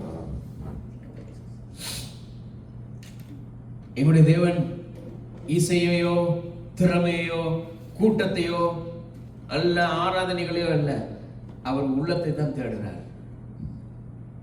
அவர் உங்களுடைய உள்ளங்களை தேடுகிறார். அந்த உள்ளத்தை தான் அவர் எதிர்பார்த்து கொண்டிருக்கிறார். அவரை ஆவியோடு தேவ வழி நடத்தல, தேவனுடைய ஞானத்தினால உண்மையான மனம் திரும்பதினால தேவ பிரசன்னத்தினால நிறைந்து பரிசுத்தோடு வாழ்கிற பொழுது இப்படிப்பட்ட இருதயத்தை தான் தேவன் எதிர்பார்க்கிறார். தாவீது சொல்லுகிறான், தேவனே தூய இருதயத்தை என்னுடைய உள்ளத்திலே நீர் சிருஷ்டியும், அதை ஸ்திரப்படுத்தும். அதாவது சுத்த இருதயத்தை என்னுடைய இருதயத்திலே சிருஷ்டியும் சொல்லுகிறான். நிலைவரமான ஆவி, அந்த ஆவி நிலைவரமா இருக்கணும், அங்கங்க அலை பாயக்கூடாது. அவர் சொல்றான், இந்த ஞாயிற்றுக்கிழமை ஒரு மாதிரி, அடுத்த ஞாயிற்றுக்கிழமை ஒரு மாதிரி, இந்த ஞாயிற்றுக்கிழமை இங்க ஆராதனைக்கு, அடுத்த ஞாயிற்றுக்கிழமை அங்க ஆராதனைக்கு, இன்றைக்கு இந்த ஜெப கூட்டத்துக்கு நாளைக்கு அந்த ஜெபம் இல்ல. தேவனை ஆராதிக்கிற வருகிற பொழுது உண்மையோடும் ஆவியோடும் ஆராதிக்கிறவர்களை தேவன் எதிர்பார்க்கிறார். அங்க போலித்தனம் இருக்காது, ஃபேக்கா இருக்காது, உண்மையா இருக்கும்.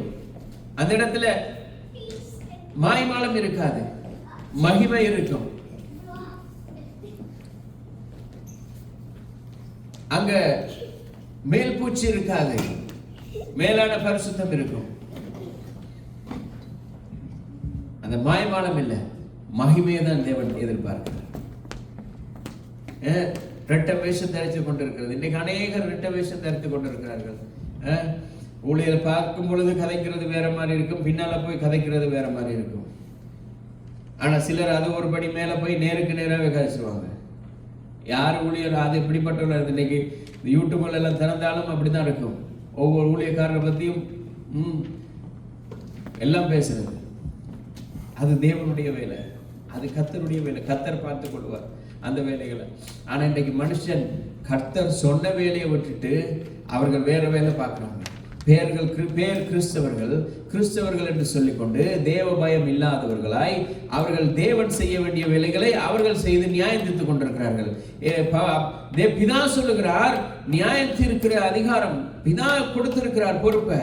நியாயம் தீர்க்கிற அதிகாரம் முழுவதுமாய் குமாரனுக்கு கொடுக்கப்பட்டிருக்கிறது. அது குமாரன் பார்த்துக் கொள்வார். கர்த்தராகிய இயேசு கிறிஸ்து பார்த்துக் கொள்ளுகிற வேலையை இன்றைக்கு ஜனங்கள் பார்த்துக் கொண்டிருக்கிறார்கள். எல்லாரையும் நியாயம் இருக்கிறது.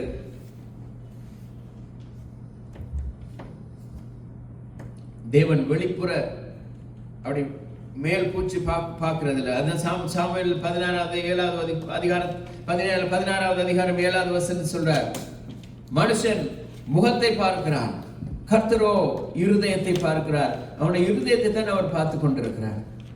அந்த அத்தனை பட்டணத்தார், அந்த அத்தனை மனுஷர்களுடைய இருதயத்தை பவுல் அறிந்தான். கர்த்தர் அந்த ஞானத்தை அவனுக்கு கொடுத்தார். அந்த அத்தனை பட்டணத்தாருடைய அந்த இருதயம் எப்படி இருந்ததானால் தேவ பக்தி உள்ளவர்களாய் இருந்தபடியினால் இந்த உண்மையான தேவன் யார் என்பதை அவர்களுக்கு சொல்லும் பொழுது அந்த தேவ பக்தி அவர்களுக்கு உண்மையாய் மாறும். இந்த தேவனை அறிந்து கொள்ளுகிற பொழுது மாறவே அறியாதவரையே அவர்கள் ஆராதிக்கிறார்கள். இந்த தேவனை, சர்வ சிருஷ்டியையும் உருவாக்கின தேவனை அவர்கள் அறிந்த பொழுது இன்னும் எவ்வளவு உத்தமனாய் இருப்பார்கள். அந்த நம்பிக்கை அவனுக்கு இருந்தது. இந்த அறியப்படாத தேவன் அந்த மாஸ் மேடையில வெளிப்படுகிறார். எரேமியா 29வது அதிகாரம் 13வது வசனத்திலே சொல்லுகிறார், நீங்கள் முழு இருதயத்தோடும் என்னை தேடினால் கண்டடைவீர்கள். நீங்கள் முழு இருதயத்தோடும் என்னை தேடினால் நீங்கள் என்னை கண்டடைவீர்கள். இந்த ஊழியங்களை செய்கிறதுக்கு, இந்த இடத்துல கட்ட வேண்டிய பணங்களுக்கு என்ன செய்வதென்று யோசிக்காதபடி கர்த்தர் ஒரு வழி திறக்கிற பொழுது அதை யாராலும் அடைக்க முடியாது. ஒரு வழி அடைக்கிற பொழுது கர்த்தர் இன்னொரு வழியை திறப்பார். ஒரு நாளும் ஐயோ என்ன செய்கிறதுன்னு சொல்லி யோசிக்க விடாதபடி கர்த்தர் நடத்துவார், இன்னமும் நடத்துவார். எபிரேயர் 1வது அதிகாரம் 1வது 2வது வசனத்தை சொல்கிறார், தேவன் தீர்க்கதரிசிகள் மூலமாய் பேசினார். இந்த கடைசி நாட்களில் குமாரன் மூலமாய், கர்த்தராகிய இயேசு கிறிஸ்து மூலமாய் இந்த பூமியிலே பேசினார். இன்னும் எங்களோடு பேசிக் கொண்டிருக்கிறார் அவருடைய வார்த்தையினால். கர்த்தராகிய இயேசு கிறிஸ்து தான் தேவனுடைய முழு வெளிப்பாடுமாய் இருக்கிறார். அவர் இந்த பூமிக்கு வந்த பொழுது தேவனை பிரதிபலித்து தேவனுடைய சாயலாய் இருந்தும் அதை கொள்ளையாடின பொருளாய் எண்ணாதபடி தம்மை வெறுமையாக்கி எங்களுக்காக அவர் ஒப்பு கொடுத்தார். அந்த அறியப்படாத தேவன் அறியப்பட்டார்.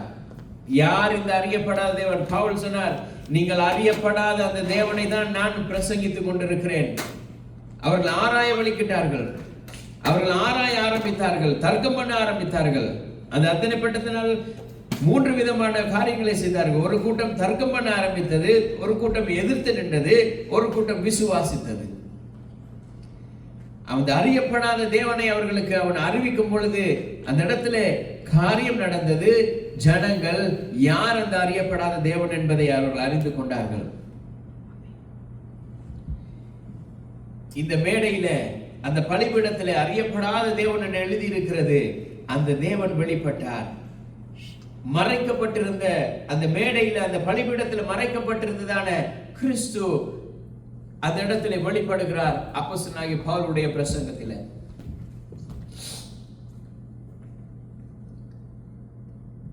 இன்றைக்கு சபைகள்ல என்ன நடந்து கொண்டிருக்கிறது?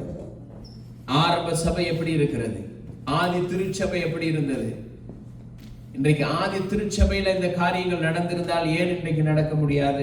ஆதி திருச்சபையில் உள்ளவர்கள் ஜெபித்தார்கள், பரிசுத்த ஆவியினால் நிரப்பப்பட்டார்கள். இயேசு கிறிஸ்து சொன்னார், என்னிலும் பார்க்க இன்னொருத்தர் வருவார், நான் உங்களோட கூட இருந்து நான் நடத்துற இடங்கள்லாம் நீங்க போனீங்க, இன்னொருத்தர் வருவார் பாருங்க, அவர் வந்தா அவர் உங்களோடயே இருப்பாரு. அவர் நீங்க எங்க போகணுமோ எங்க நடத்தணுமோ அங்க அவருக்கு கூடவே வருவார். அவர் உங்களோட நடத்தி செல்வார். அவர் ஒரு வரைக்கும் கொஞ்சம் காத்திருங்க. காத்திருந்தார்கள். கர்த்தர் அதிசயம் செய்தார். சுவிசேஷம் அறிவித்தார்கள். அற்புதங்கள் நடந்தன, அதிசயங்கள் நடந்தன. அதாவது இப்ப நடக்கிறது போல தலைவலி, காது வலி, வயிற்று வலி அல்ல. நோயாளிகள் சுகமாகினார்கள், குஷ்டரோகிகள் சுகமாகினார்கள், மரித்தவர்கள் உயிர் தெழுந்தார்கள். காரணம், அவர்கள் பரிசுத்த ஆவியினுடைய அந்த சத்தத்துக்கு செவி கொடுத்ததினால். இன்றைக்கு பரிசுத்த ஆவியினுடைய சத்தத்துக்கு செவி கொடுக்கிறோமோ இல்லையோ, அந்த அறியப்படாத தேவனை தேவன் அறியப்படாமல் வாழ்கிற ஜனங்களுக்கு அந்த தேவனை அறியப்படுத்துகிறதை விட்டுட்டு நாங்கள் என்ன செய்கிறோம்? நாங்களே அந்த தேவனை அறியாதபடி வாழ்ந்து கொண்டிருக்கிறோம். அந்த அறிவு இல்லாதபடியினால்தான் தேவனை குறித்த அறிவை மற்றவர்களுக்கு போதிக்க முடியாமல் இருக்கிறது. இன்றைக்கு இந்த சுவிசேஷத்தை விட பொழுதுபோக்கு அநேகருக்கு விருப்பம். சுவிசேஷம் சொல்றதை விட அந்த டைம் டிவியை பார்த்து ஒரு போட்டிகளை, நிகழ்ச்சிகளை பார்க்கறதுல காலத்தை செலவழிக்கிறாங்க. மனம் திரும்புகிறதுல பேசுறதை விட, மனம் திரும்புகிற செய்திகளை விட அவர்கள் எதை எதிர்பார்க்கிறாங்கன்னு சொன்னா, உற்சாகப்படுத்தி ஆசீர்வாதத்தை குறித்து பேசுகிறத எதிர்பார்க்கிறாங்க. உண்மையான பரிசுத்தத்தை பேசுறதை விட பிரபலத்தை விரும்புறாங்க. பிரபலமாகணும்னு சொன்னா நல்ல 2 காரியத்தை சந்தோஷமா எடுத்து விடணும். கிறிஸ்துவை விட மனுஷர்களை மேன்மைப்படுத்தினார்கள். கிறிஸ்து ஒருவருக்கு சகல துதி கன மகிமை எல்லாம் அவருக்கு ஒருவருக்கு. அவனுடைய முழு நோக்கமும் இந்த அறியப்படாத தேவன் யார் என்பதை சொல்லுகிறதா. தன்னை அந்த இடத்துல அவன் பிரதிபலிக்கல.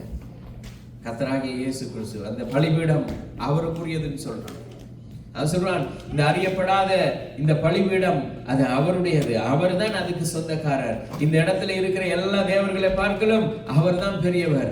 அவர் அண்ட சராசரங்களையும் உருவாக்கினவர்.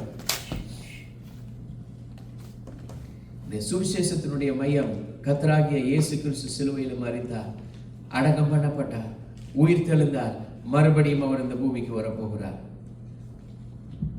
ஆனாலும் அவருடைய அன்பு மாறவில்லை. அவருடைய அன்பு மாறவில்லை. அவர் இந்த பூமிக்கு வந்தார், மரித்தார், உயிர் தெழுந்தார், பரலோகத்துக்கு சென்றுட்டார்.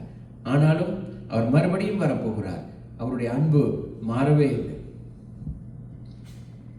இந்த அறியப்படாத தேவனிலிருந்து அந்த உயிருள்ள அந்த அறியப்படாத பலிபீடத்திலிருந்து உயிருள்ள தேவனிடத்துக்கு அவன் கொண்டு செல்கிறான் ஜனங்களை. நீங்கள் அறியாமல் இருக்கிற ஆராதிக்கிற அந்த தேவனை தான் உங்களுக்கு தெரியாது. அந்த பலிபீடத்தில் உள்ள தேவனுடைய பேர் உங்களுக்கு தெரியாது. அதான் இயேசு கிறிஸ்து. சொல்றான், நீங்கள் அறியாமல் யாருனே தெரியாத ஒரு தேவனை ஆராதிக்கிறீங்களே, யாருன்னே தெரியாது, அவர் எப்படிப்பட்டவர்னே தெரியாது, அவர் ஆராதிக்கிறீங்களே, அந்த தேவனை தான் இப்ப நான் சொல்றேன் உங்களுக்கு. கேளுங்க, அந்த தேவன் கர்த்தராகிய இயேசு கிறிஸ்து. அவர் உங்களுக்காக வந்தார், உங்களுக்காக மரித்தார், உங்களுக்காக உயிர் தெழுந்தார், அவர் பரலோகத்துக்கு போயிட்டார், மறுபடியும் வரப்போகிறார். அவரை குறித்து தான் நான் பிரசங்கம் பண்ணுகிறேன் சொல்லுகிறான். எரேமியா 9வது அதிகாரம் 23-24, Jeremiah chapter 9 verse 23-24 சொல்றார், என்னை அறிந்து கொள்ளுகிறதிலே அவர்கள் மேன்மை பாராட்டட்டும். தேவனுடைய வார்த்தையை அறிந்து கொள்ளுகிறதிலே, கற்றுக்கொள்ளுகிறதிலே தங்களை மேன்மை பாராட்டட்டும். என்னை அறிந்து கொள்ளுகிறதிலே, தேவனை அறிந்து கொண்டு அறியணும் என்கிறத பேர் பாராட்டும். தங்களை மேன்மை பாராட்டக்கூடாது. தேவனை அறிந்து கொள்ளுகிறதிலே மேன்மை பாராட்ட வேண்டும் என்று சொல்லி. அவர் ஒரு உள்ளூர் தெய்வமும் அல்ல, இந்த பலிபீடத்துக்கு சொந்தக்காரரும் அல்ல, அவர் இந்த சபைக்கு சொந்தக்காரரும் அல்ல, ஒவ்வொரு சபைக்கு சொந்தக்காரரும் அல்ல. அவர் இந்த பிரபஞ்சத்தின் தேவனாயிருக்கிறார். இந்த பிரபஞ்சத்தை எல்லாம் உருவாக்கி அண்ட சராசரங்களையும் தன்னுடைய கட்டுப்பாட்டில் வைத்து ஆளுகை செய்கிற தேவாதி தேவனாயிருக்கிறார். அவர் தான் அந்த அறியப்படாத தேவன். இன்னைக்கு தேவன் கேட்கிறார், நீ ஆராதிக்கிறாய், ஆனா என்ன அறிஞ்சிருக்கிறியா? நீங்க ஆராதிக்கிறாய், என்னை நீ முழுவதுமா அறிந்திருக்கிறியா? நீ ஜெபிக்கிறா, ஆனா என்னுடைய சத்தத்தை கேட்கிறியான்னு கேட்கிற. நீ சபைக்கு வருகிறாய், தேவனுடைய ஆலயத்துக்கு வருகிறாய், ஆனால் என்னோட கூட நடக்கிறியா? சபைக்கு வந்துட்டு வீட்டுக்கு போயிட்டு அங்க உங்களுக்கு எதிராக எப்படி சூழ்ச்சி செய்யலாம்னு யோசிக்கிறோம்.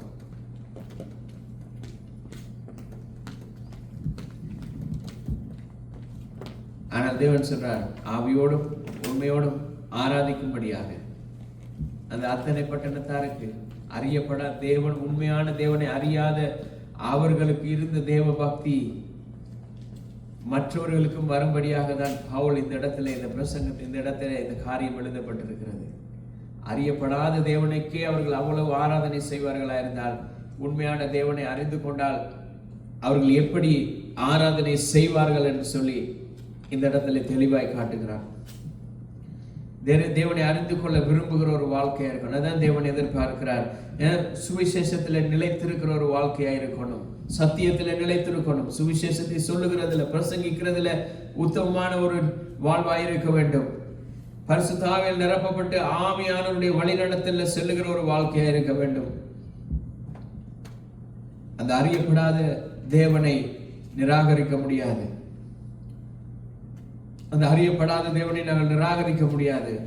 அறியப்படாதவருக்கு அவர் ஆராதனை செய்தார்கள், இப்ப அறிஞ்சிட்டாங்க. அறிஞ்சதுக்கு பிறகு யார் என்று அவர்களுக்கு தெரியும். அப்போஸ்தலர் 17வது அதிகாரம் 31வது வசனம், அவர் ஒரு நியாய தீர்ப்பு நாளை நியமித்திருக்கிறார். இயேசுவின் உயிர் தெழுதல் நியாய தீர்ப்பில் உறுதிப்படும். எப்படி அந்த ஜட்ஜ்மெண்ட் டே வரும் பொழுது, இன்னைக்கு அநேகர் ஒரு கதிரையை போட்டு மைக்கு முன்னால இருந்து கொண்டு காசு சம்பாதிக்கணும் என்றதுக்காக ஒவ்வொருவரையும் குறித்து நியாயம் தீர்த்து கொண்டிருக்கிறார்களே, இந்த வேலையை கர்த்தராகிய இயேசு கிறிஸ்துவுக்கு கொடுக்கப்பட்ட வேலை. அவர் அதை செய்கிற பொழுது தெரியும் அவருடைய உயிர் தள்ளுதல் எப்படிப்பட்டதுன்னு சொல்லி.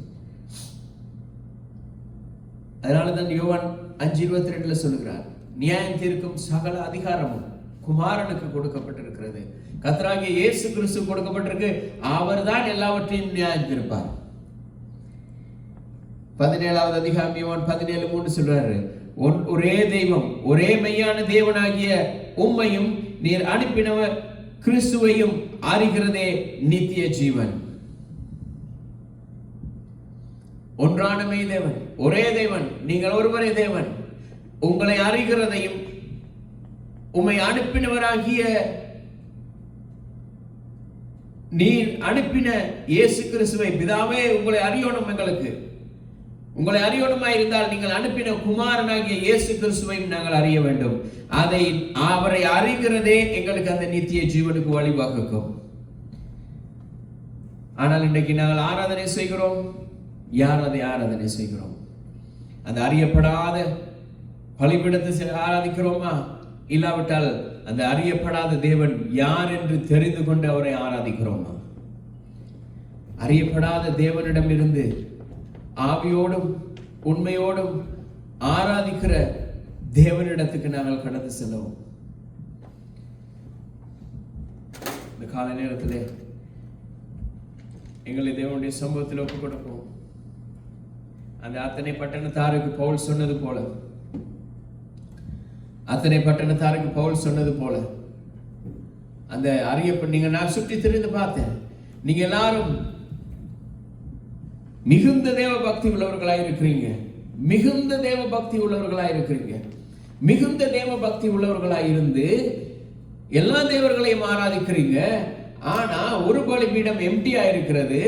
அந்த பலிபீடத்திலே யாருன்னே தெரியாத ஒரு தேவனுக்கு விட்டிருக்கிறீங்களே, அந்த தேவன் கர்த்தராகிய இயேசு கிறிஸ்து.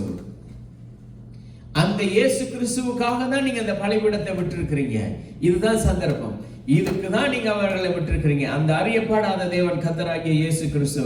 இதுல இருக்கிற எல்லா தேவர்களை பார்க்கலாம், எல்லா தேவர்களை பார்க்கலாம் மேலானவர் அவர் ஒருவரே. சகல துதி கன மகிமைக்கும் பாத்திரராயிருக்கிறார். அவர் ஒருவரே இந்த பூமியையும் இந்த பூமியில் உள்ள சகலவற்றையும் உருவாக்கி ஆளுகை செய்கிறவர். இந்த முழு அண்ட சராசரங்களையும் உருவாக்கி அதை ஆளுகை செய்கிறவர் அவர். அந்த அறியாத தேவனை அறிந்து கொள்ளுகிறதுக்கு தேவனுடைய பிள்ளைகள், தேவனை அறிந்த பிள்ளைகள் அந்த சத்தியத்தை மற்றவர்களுக்கு சொல்லும்படியாக தான் தேவன் எதிர்பார்க்கிறார். அதை தான் பவுல் செய்தார். அந்த அறியப்படாத தேவனை அவர் மத்தியில் போய் பிரசங்கித்தார். சூழ்நிலையை சாதகமாக பயன்படுத்தி தேவனை அறிவித்தான். இன்றைக்கு என்ன செய்கிறோம்? அந்த சூழ்நிலையை நமக்கு சாதகமாக பயன்படுத்திக் கொள்கிறோம். அதுல தேவனுடைய நாமம் அல்ல, எங்களுக்கு நன்மை உண்டாக அதை நாங்கள் பயன்படுத்துகிறோம். நாங்கள் எல்லாரும் கர்த்தருடைய சமூகத்தில் சொல்லுவோம், கர்த்தாவே அந்த அறியப்படாத தேவனை அறிந்து கொள்ள நீர் எங்களுக்கு கிருபை செய்தீர். அறியப்படாமல் இருக்கிறவர்களுக்கு அறிவிக்க நீர் கிருபை தாரும். கர்த்தாவே இந்த காலை நேரத்தில் உங்களுடைய சமூகத்தில் வந்து ஜெபிக்கிறோம் அப்பா. நீர் நல்லவர், நீர் வல்லவர், கிருபை உள்ளவர், மாறாதவர், மகத்துவமானவர். கர்த்தாவே உங்களுடைய சமூகத்தில் வந்து ஜெபிக்கிறோம் அப்பா.